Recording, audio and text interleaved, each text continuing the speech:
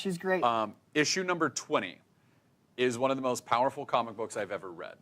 It made me cry out loud in my office when I was doing research for the show.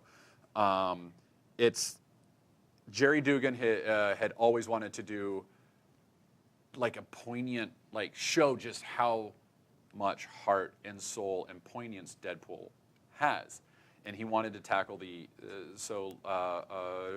what's it called, trigger war, careful with this.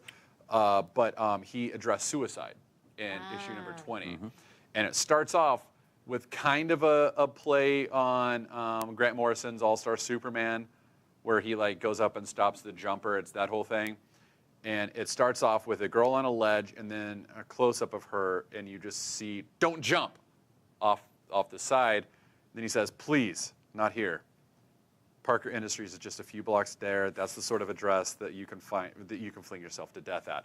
And she goes, you're making jokes? And he goes, I was bitten by a sad radioactive clown. But she starts dialoguing with him because of the jokes. And he basically says, just come with me tonight.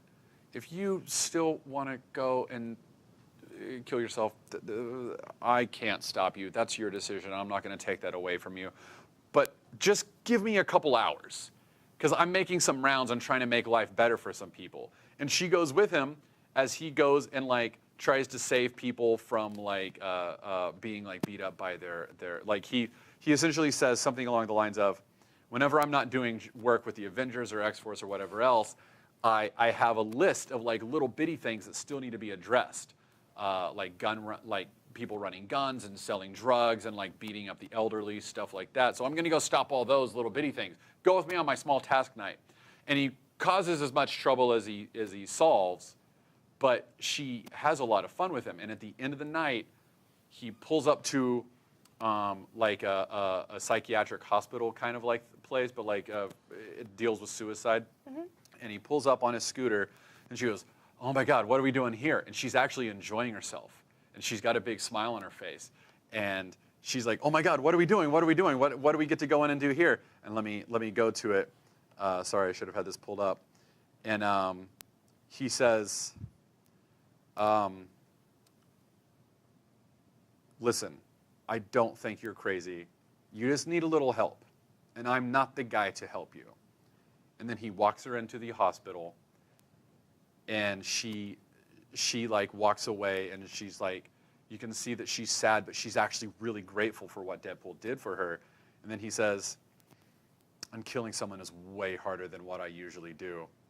And then he says, of course, the moment she walks out of my life, I think of the perfect advice. You got to remember, no matter how bad things get, that life is fluid. There's always the chance that something great is waiting right around the next corner. You just have to find a way to keep rounding corners. Oh. That's a Deadpool book. And then it ends with Gerry directly, it's not a letters column, it's him saying, there are all-star heroes that can save a life with a single word balloon, and then there's Deadpool. He'll say something. Will it be helpful? Probably not. I laughed at the thought of Deadpool confronted with a suicidal character. I spent the last few years trying to do unexpected things with Wade, but even I had to admit that poor character probably wasn't going to make it. I immediately discarded the idea. There are easier Deadpool stories to tell. Then I changed my mind. I had this guilty feeling that I had sold Deadpool short. Besides, funny and sad is my sweet and sour. Maybe this would be a perfect Deadpool comic. I had no idea how he was going to succeed in saving a suicidal character, but I was determined to find out. When I wrapped the script, I also had to admit that I could do no better than Deadpool. Nothing is more frustrating than not having the perfect words when you feel you need them most. That's really what this story is about when words fail. Wow. And then he gives the suicide hotline. What's the number?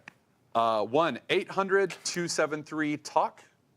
8255. Sorry to bring up suicide, but you were clear about it. Yeah, and that's I was clear about story. it, and I want to put out there I actively struggle every day with suicidal depression.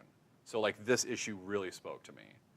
So yeah, and it's fucking Deadpool. He should not work. It should not work. He's not Mountain Dew. He's not Mountain Dew. But he's so much richer than it looks like anyone Weird gives for me us to be credit like, for. I think I was a snob. It smells. Like, No, for real. We've all been there. We've all been there.